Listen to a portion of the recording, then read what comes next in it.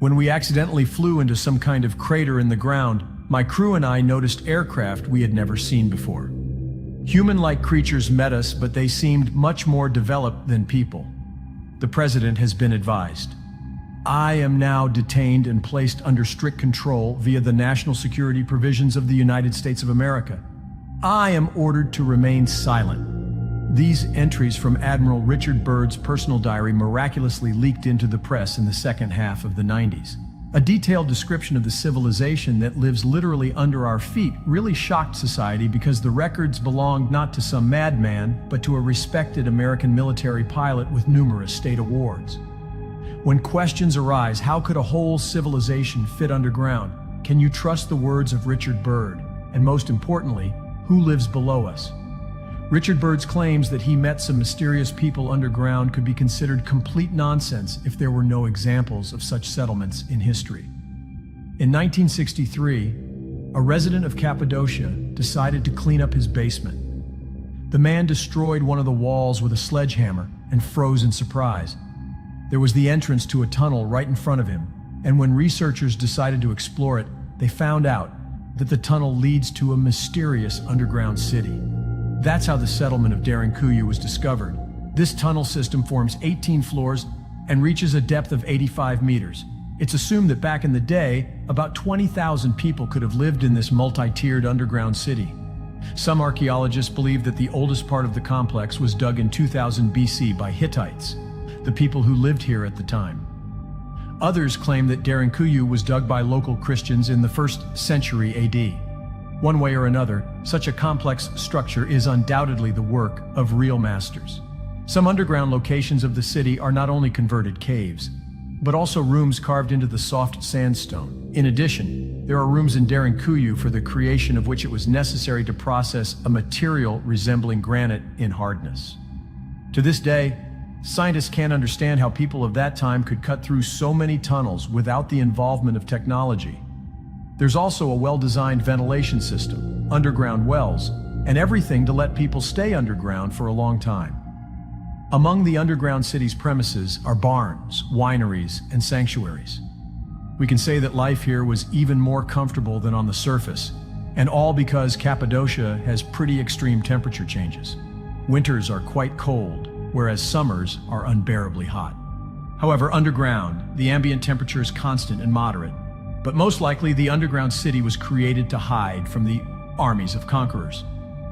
Archaeologists have found huge round stones in the tunnels of the city. It's believed that locals used them to barricade the entrance to the underground city when outsiders approached Derinkuyu. In addition, the tunnel system here is so intricate that only local residents could figure it out. And if one of the enemies did get into the shelter, they wandered until they died of thirst and hunger. Even modern scientists have only been able to explore 10% of the Derinkuyu underground city so far. But it's not that insignificant when compared to the study of the Egyptian pyramids dungeons. There, the situation is much worse, even though back in the 1970s, researchers began to map the massive underground complex they discovered in the Memphis area. And in 1994, Egyptian authorities confirmed the existence of underground shelters under the Sphinx. But the ancient Greek travel historian Herodotus wrote about such structures as early as the 5th century BC. Herodotus claimed the Egyptian priests even allowed him to inspect a small part of the infinite labyrinth of Egypt. It was built during the reign of Pharaoh Amenemhat III in the 19th century BC. The labyrinth included 1,500 rooms and the same number of underground chambers. Rumor has it that in addition to tombs for pharaohs and crocodiles considered sacred animals, countless scrolls with secret knowledge are also stored in the dungeon, which should not fall into the hands of ordinary people. That's why the tunnels leading from the Sphinx to the underground part of the Great Pyramid also resemble intertwined lathes. They say that one who got into the dungeon without a special guide, straying through the labyrinths, inevitably found oneself at the entrance again and again. It turns out that people in ancient times could indeed build entire cities underground. However, Richard Byrd wasn't just talking about one settlement. He mentioned an entire underground civilization. But how could it fully accommodate underground? You'll be surprised, but there's a very logical answer to this question. Since ancient times, people have believed there's another world lying under the surface of our planet. But after a while, scientists began to really consider it. In 1692, Edmund Halley, an English astronomer, geophysicist, mathematician, and meteorologist, turned to this topic. Halley put forward the idea that our Earth consists of a hollow shell about 800 kilometers thick, 2 inner shells, and a core. These shells are separated by atmosphere, each with its own magnetic poles. And indeed, if you think about it, the deepest well drilled to date is just over 12 kilometers, and we've never really seen what is deeper or maybe even who. After all, the most exciting thing is that the scientists believed that Earth was inhabited inside, although Halley's judgments were ridiculed by the scientific community. In the following centuries, some researchers tried to prove this hypothesis. In 1818, in a letter to Congress, engineer John Cleves Sims wrote that Earth is hollow and inhabited inside. He believed our planet is like a simplified version of Halley's layered model. At the same time, huge openings at the North and South poles allegedly open access to the hidden world inside. Moreover, it seemed to him that such a model is applicable not only to Earth but to all planets. And to prove this, he asked Congress for money for the expedition and 100 escorts. Of course, the authorities didn't give a single cent for research. This hypothesis was virtually forgotten until 1908, when the American writer Willis George Emerson published a book called The Smoky God. The author claims his story is based on a real biography of a Norwegian sea dog named Olaf Jansen. In 1910, the sailor said that one day his ship accidentally sailed into an unusual cave in the waters near the North Pole. As it turned out, it led into the bowels of the Earth. After that, the sailor allegedly spent several years with the creatures living in the underground city.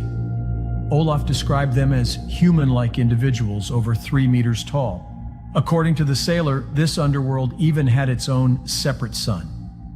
Olaf's stories are too weak an argument to support the hollow Earth hypothesis. After all, sailors are famous for their predilection for inventing various fantastic stories that supposedly happened to them at sea.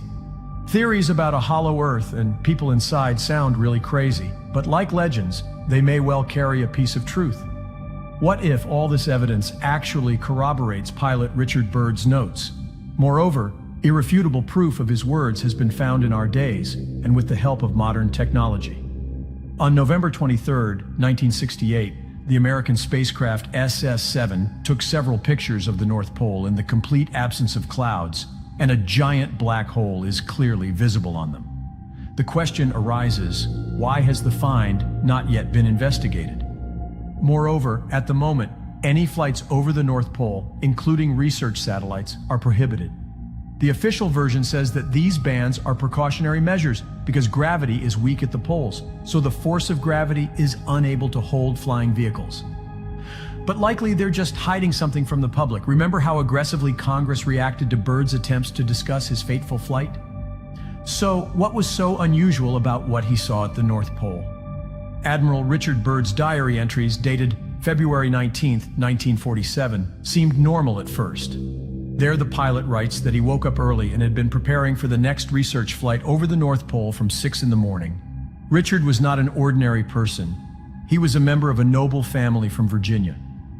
Byrd's roots go deep into the 17th century, and it's rumored that members of this bloodline still play an essential role in U.S. government affairs. In addition, he was not just one of the expedition members, but the first person who reached the North and South Poles by air. The famous admiral also had appropriate friends. Edsel and Henry Ford admired their friend's polar exploits so much that they even financed Byrd's expeditions conducted together with the U.S. Navy. The organization of the flight to the North Pole was at a high level, and everything seemed to go smoothly. But on that fateful day, sometime after takeoff, Byrd noticed a small oil leak in the engine, after which the plane hit turbulence. The pilot was probably trying to cope with the controls so as not to crash, but instead of falling, the aircraft flew into some kind of cave, taking off from it. The pilot and his team saw a mountain range they hadn't noticed before the North Pole during their previous expeditions. And even more so, the researchers didn't expect to see green valleys and forests behind the mountains instead of snow and ice. At one point, Byrd realized he didn't see the sun, but at the same time, everything around was illuminated by some unusual light. Later in the diary, It's indicated that the radio and navigational instruments were out of order, and the plane seemed to be circling by itself. When it landed on its own, the team saw strange plants and unusual animals, and some of them resembled mammoths. Byrd writes in his diary that some strange flying machines began to approach them after that, and human-like creatures emerged from them. They were tall, with fair skin shimmering with a slight blue-green hue, just like all the local water bodies. These unusual people had white hair and clothes. When they spoke, Byrd somehow understood them. They explained to the pilot that he was now underground and invited him to go with them to see how the underground civilization of Agartha lived. People there move on platforms without wheels and live in houses made of crystals, so their city shines and shimmers with all the rainbow colors. In his diary, he repeatedly wrote that he couldn't find words to describe what he saw, but one thing was clear to him for sure. He met a civilization that surpassed ours in the field of science, culture, and technology. The admiral was invited to the representative of the local authorities, whom he called the Master in his diary. He told the pilot that in the past, the Agarthari avoided human contact and didn't interfere in their wars. But representatives of the underground were very concerned that the human race had learned to use the power of atomic energy, which wasn't intended for humans. Therefore, after the events in Hiroshima and Nagasaki, the Agarthians decided to send their aircraft to the surface in order to study people and try to predict their evil intentions. In addition, after 1945, they tried to communicate with people but were treated with hostility. Now, Byrd must convey the warning of the Agarthians to the representatives of his terrestrial civilization because, according to the underground creatures, they've almost reached the point of no return.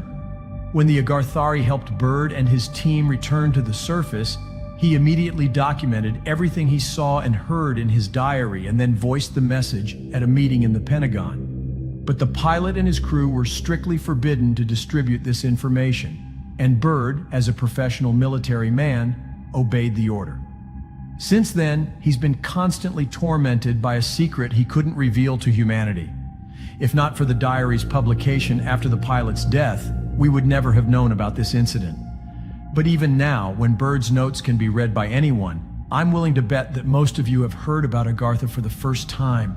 Moreover, having just learned about it, you're still reluctant to believe in this story, as basically I am. After all, in fact, Byrd was a very controversial person. Some believe he not only invented this civilization to interest as many investors as possible, but even falsified his flights to the North Pole. Otherwise, why didn't he take a single photo? Although most sources write that the flights were indeed performed. And during one of the flights, an accident occurred, during which the pilot was poisoned by carbon monoxide and even began to go a little crazy. But what if it was simply advantageous for the US authorities to put Byrd in a bad light? There's only one way to confirm or refute the words of Byrd and his followers: to find the entrance to Agartha. Pictures of the hole, Halley's hypotheses, as well as the stories of a sailor and a military pilot say one thing. The city may be located at the North Pole. The existence of Agartha just explains all the strange things happening here. For example, researchers note that the temperature increases for some reason as it approaches the poles. This phenomenon is called the Arctic amplification, and one of the first to speak about it was American meteorologist William Sellers in 1969. And in the northern polar region of the ocean, they found plant seeds that seemingly shouldn't be in such a cold place. Moreover, it turned out that icebergs around the North Pole are composed of frozen fresh water, not seawater. In addition, scientists found red pollen of unknown origin on these ice blocks. There's another suspicious fact that some bird species migrate to the north before winter. Why flee from the cold to an even colder place? Usually, ornithologists explain the need for birds to avoid competition for food with other bird species that remain in warmer regions. It sounds a little doubtful, and this is not the last possible evidence that somewhere in the north there may be an entrance to warm areas with abundant vegetation. For example, one can observe the so-called driftwood along the coast of frosty Greenland. These are drifting areas with trees washed ashore on the island. The length of some trees reaches as much as 5 meters, but where did they come from? The exact same question arises among archaeologists who discovered in the ice on the northern coast of Siberia not only a mammoth, which is natural for this environment, but also an elephant, rhinoceros, hippopotamus, and a lion. These animals can live only in warm regions. And the most interesting thing is that in the stomach of frozen mammoths, they found tropical plants, which do not grow in circumpolar regions. It turns out that Agartha could be somewhere nearby with its abundance of animals and vegetation. In addition, this city may have more than one or even two entrances. This became clear thanks to the analysis of many legends about such an underworld, which surprisingly are very similar, although they are found in different countries. For example, in Buddhism, there are stories about a race of superhumans living in the underworld with a capital called Shambhala. This place is only for those people who are pure in heart and have attained enlightenment. The entrance to Shambhala is supposedly located in the mountains of the Himalayan range, but at the same time it is well hidden. It is believed that you can get there only with the help of meditative practice and the desire for insight. And the Tibetans even call Shambhala the capital of that very Agartha. It is said that the people living there have a scientific knowledge and experience far superior to the knowledge of human beings. That's exactly what Admiral Byrd said. According to some esoteric traditions, Agartha has at least 7 entrances. 3 of them are in Brazil.